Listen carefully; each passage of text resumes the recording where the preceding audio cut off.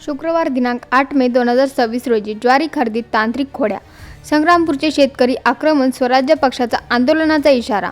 संग्रामपूर तालुक्यातील शेतकऱ्यांनी रब्बी हंगामात मुख्य पिकांसोबत मिश्र पीक म्हणून ज्वारीचे पीक लागवड केली आहे.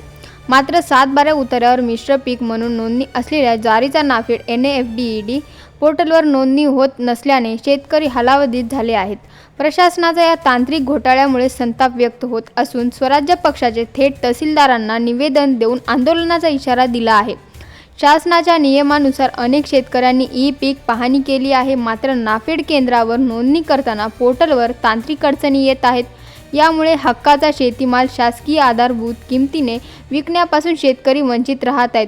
परिणामी शेतकऱ्यांना आपली ज्वारी व्यापाऱ्यांना कवडी मोल दराने विकावी लागत असून त्यांचे मोठे आर्थिक नुकसान होत आहे. विशाल चोपडे यांनी नेतृत्वाखाली स्वराज्य पक्षाचे प्रशासनाला धारेवर धरले आहे.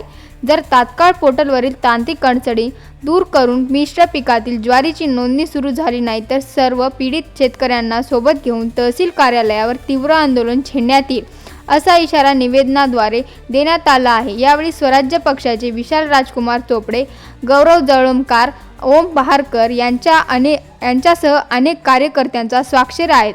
आता प्रशासन यावर काय पाऊल उचलेल याकडे संपूर्ण तालुक्याचे लक्ष लागले आहे.